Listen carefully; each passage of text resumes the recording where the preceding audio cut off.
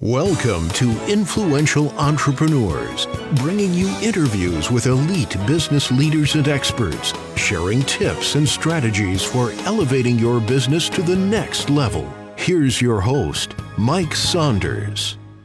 Hello and welcome to this episode of Influential Entrepreneurs. This is Mike Saunders, the Authority Positioning Coach. Today we have back with us Ron Roberts, who's the founder and CEO of Roberts Retirement Group, and we'll be talking about estate planning for retirement. Ron, welcome back to the program. Thank you, Mike. Hey, so I'm excited to talk with you about this because I feel like this is something that a lot of times people don't pay as much attention to because their mindset is focused so much on what day am I going to retire? And then they need to focus on, is my money going to last through retirement? But then there's the other element of what's left over. And how can I pass the remainder of my assets or money or property to my heirs in the right possible way? So there's so many of these segments that people really don't figure out or pay attention to. Where do you start with estate planning for retirement in working with your clients? What's the first step? So it would be through our series of questions. So as an example, I do run across occasionally where the individual or couple have no children. And so the question I ask is, in their scenario, they both exit life, they're not here any longer, where do they want their assets to go to? And so they'll tell us, I've heard charities, I've heard nephews, nieces, I've heard siblings. I even, if they have surviving parents, they talk about their parents. And so, the key question is, where do you want your, where you want your assets, your estate go to when you both exit life? And if they come back and they say, we have children, and then I ask about their relationship with their children, you'll find out that at times, occasionally, they're not speaking to a child. Or they'll say, yeah, we love our kids. We're very close to them.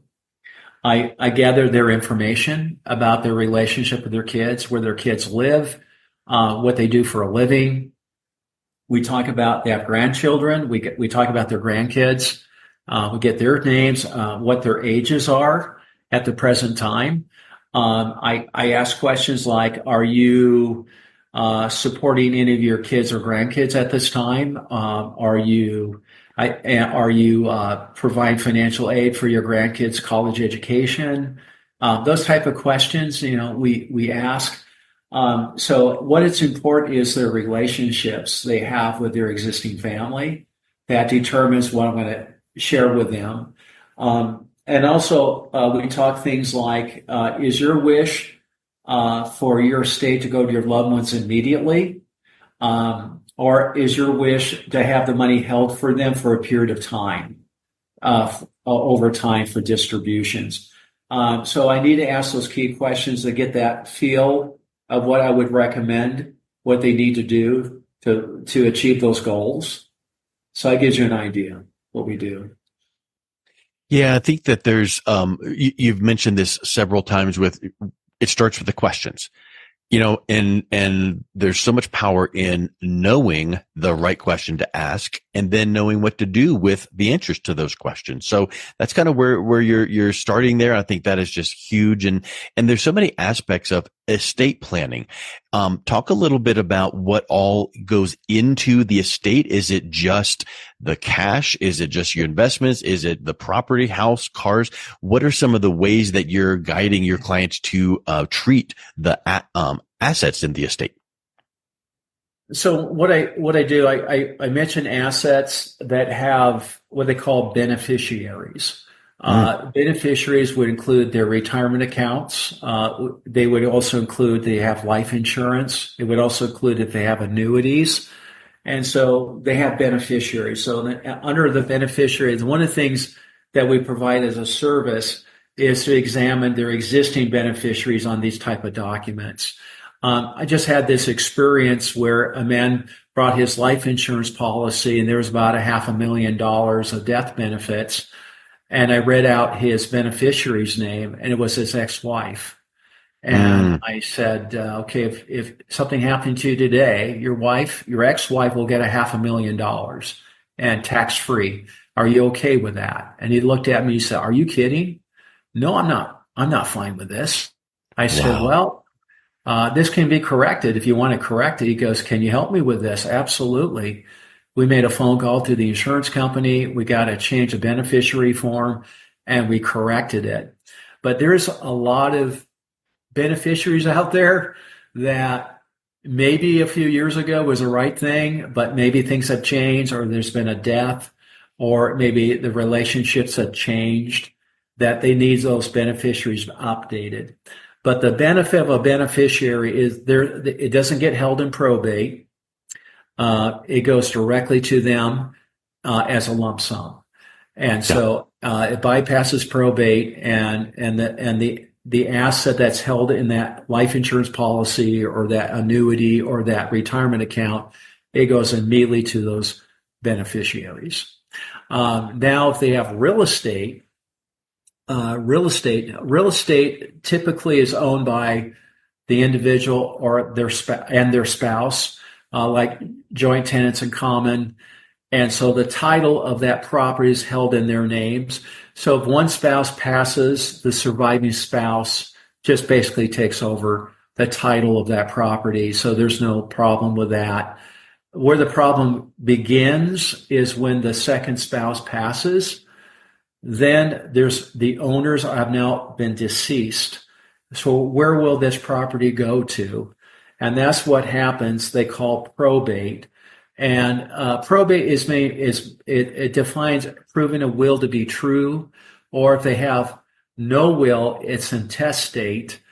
So that means they have children. The children would have to hire a lawyer, and the lawyer will assist them to get the house, but they have to go through the probate process. So you have probate court, you have a probate judge, and it will go through and the probate courts are held in the county that you reside at, where the property resides at, and then they have to go through depending on about the back, how much work they have, but a probate could be 3 months, 6 months, a year.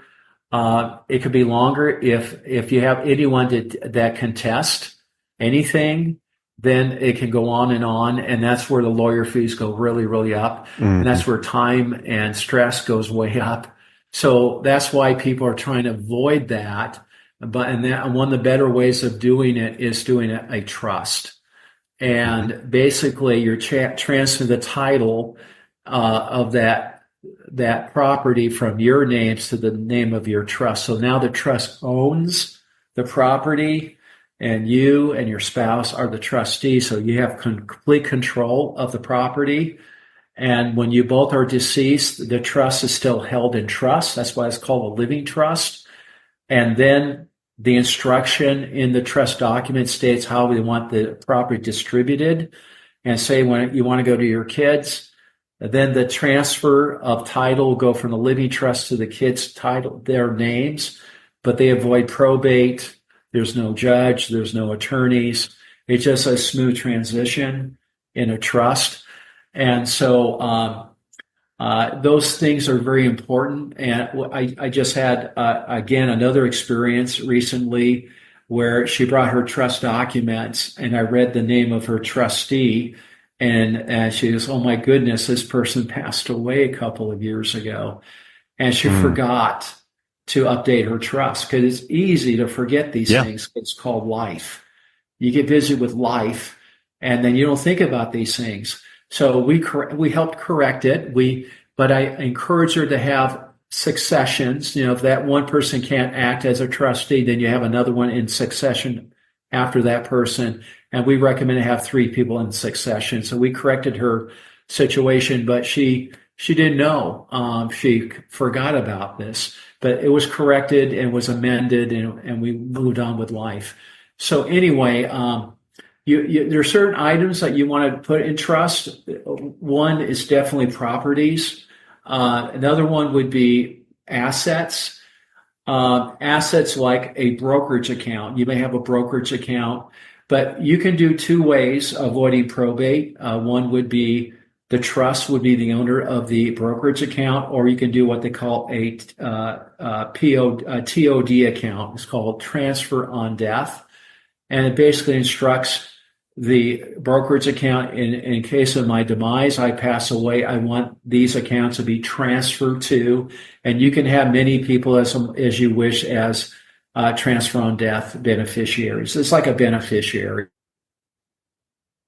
You can do trusts, or you can do POD, called payable on death. It operates the very same way. When you pass, you appoint these people to be your beneficiaries on your bank accounts. So there's ways to avoid probate. There's ways of transferring assets to your loved ones or charity or whoever you appoint as your beneficiary by doing these type of documents.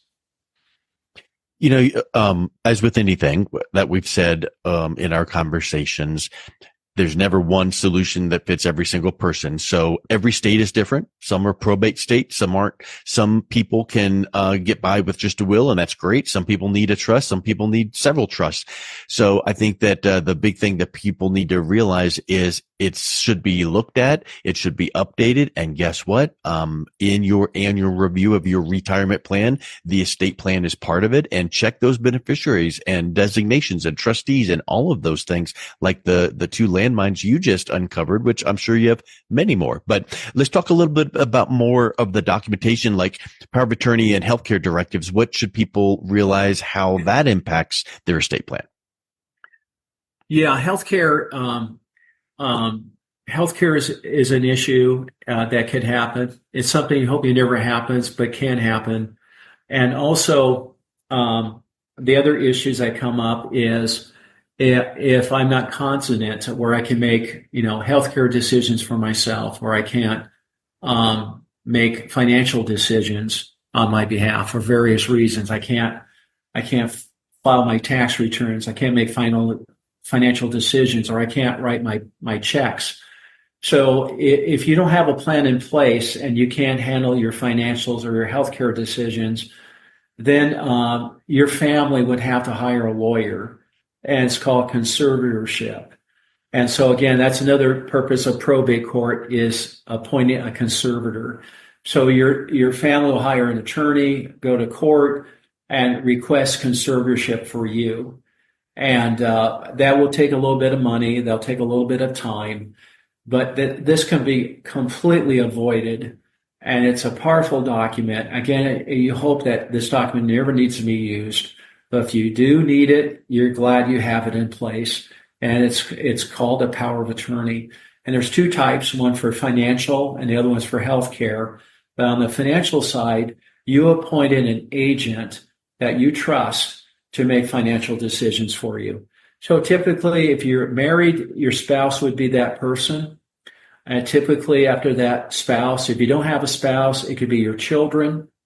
I would suggest to put him in line. You can have two people making decisions for you as co-agents, or you can have them in succession. And but again, it's someone you trust, and that is going to take care of your financial affairs. And it's the same thing with healthcare. Again, if you're in a situation you can't make healthcare decisions on your behalf, you have appointed this agent to make healthcare decisions for you. There's also a directive. It's called a directive to physician, basically stating, this is my wish. If I'm in a vegetative state and the only thing that's keeping me alive is artificially, I don't want to cause undue stress to my family. I want you to unplug the machine, let me go naturally, let me go. And that decision is not made on the family. It's a decision that you've made yourself. Now, you can also elect that you want to be kept alive, even if you're in a vegetative state, because you may say, I may have a recovery. Who knows? And you can have that wish as well if you wish. But that directive to physician, you're directing the physician. And you can also ask based on the decision of two physicians or three physicians. They all agree that you're in a vegetative state. It looks like there's no recourse. There looks like there's not going to be a recovery. Upon their professional opinion, unplug the machine. So again, these are important documents that you're not going to stress your family over. It's a decision that only you made that decision. And so I would encourage have those documents in place, or you do have those documents in place, to be sure that because like we do an annual review, is to be sure those people that you have selected are still around and you still want these people. Or if you want to make a change, it's easy to amend it and change it and put another person in place. But you need to have those updated as well. Yeah. Know what documents you need. Stay updated to make sure they're still in effect and the right people are named. That's excellent. And I know that one thing with estate planning is to plan the taxes. And I know we've talked about taxes before, and you're not a CPA, but we can speak about some concepts and strategies. What about some of the ways that you can help minimize estate taxes so that when your estate passes to heirs, they get as much as possible without having to, take the taxes on the chin? I know there's things like gifting before you pass, and charitable donations through the estate. How do some of those things work? Yes. Well, with the current Tax Reform Act of 2017, the reform, the federal tax estate tax is pretty high at the moment. I think it's about $14 million. So meaning that when you pass and your family has to file a tax return, it's called an estate tax return, and everything is itemized. And if your estate falls below that $14 million, there's no taxes due to the federal government. Now, state, it could be different. Each state has they may have a state inheritance tax. I'm in the state of California, and there's no state inheritance tax. But if you're in a state that is a state inheritance tax, those have to be addressed. And so ways to do some estate planning to avoid or reduce estate taxes is, for example, in a trust, you can set up, they call it an AB trust. An AB trust is basically, you have two trusts that are available, but as long as you both are alive, you just deal with one trust. And then when one spouse is now deceased, then you can now split your trust to two trusts. And we call it an AB trust, but easy to define it is A means above ground and B means below ground.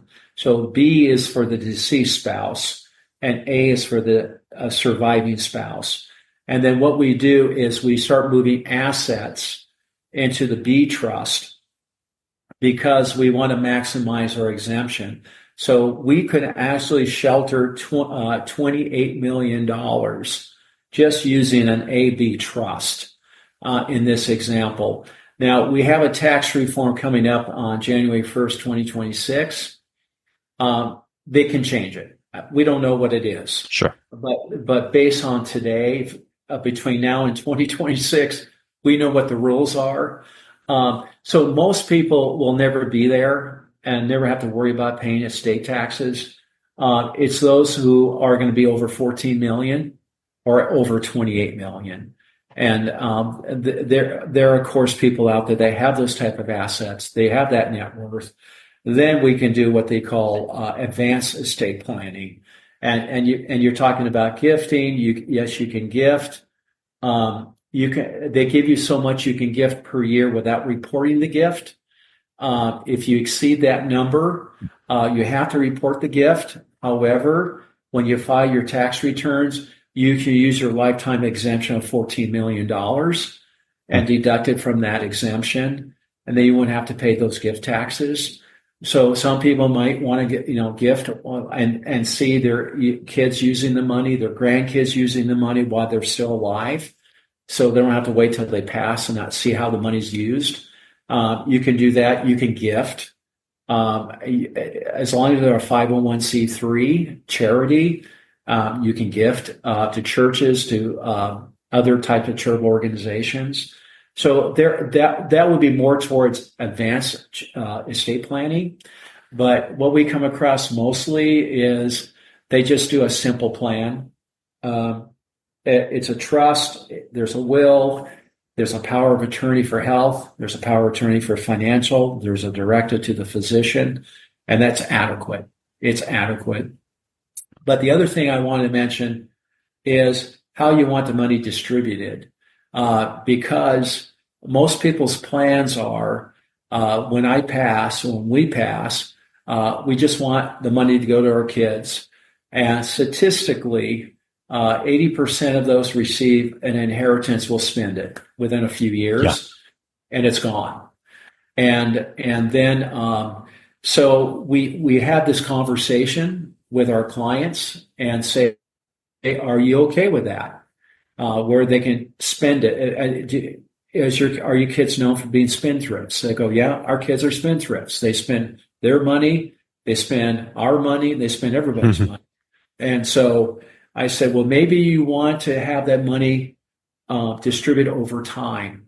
I use a classic example with my wife and I. We have 4 daughters. We have 8 grandkids.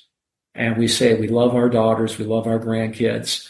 However, they're spendthrifts. So what we do is upon our passing, the money will be distributed, but it'll be held in trust for them.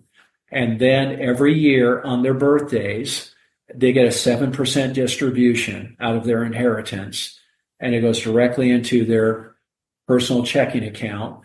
And the trustee that we appointed is a fiduciary. We'll send them a birthday card. From mom and dad, we're on the other side of the veil, but it just reminds them that mom and dad are there, even though we're not here with you, but we love you.